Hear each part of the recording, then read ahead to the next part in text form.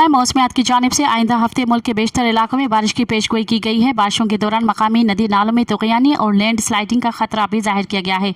महकमा मौसमियात के मुताबिक 22 जुलाई से बहिराए अरब और खलीज बंगाल के मानसून हवाएं मुल्क के बालाई इलाकों में दाखिल होंगी। 22 से 25 जुलाई के दौरान इस्लामाबाद समेत मरी, गलियात, रावलपिंडी डिवीजन, गुजरांवाला डिवीजन में बारिशों का इम्कान है।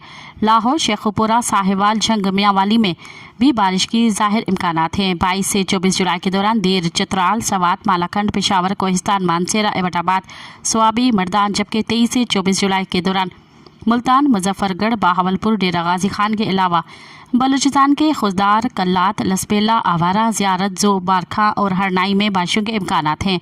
महकमा मौसमियात ने मजीद बताया कि 23 से 24 जुलाई के दौरान सुबह सिंध के चंद इलाकों से भी जैसे मिट्टी, सांगड़, उमरकोट, थरपारकर, मिर्बुखास और लाड़काना में बारिशों का इम्कान है। दूसरी जानिब 22 से 27 जुलाई के दौरान दियामर, स्टोर, सखरदू, स्कर्दू, गिलगित और घांचे में भी बारिशों का इम्कान है। मज़ीद ख़बरन ऐं तफ़सीलात लाइ विज़िट कयो असांजी वेबसाइट www.awamiNewsHD.com ऐं ॾिसंदा रहो अवामी न्यूज़ HD।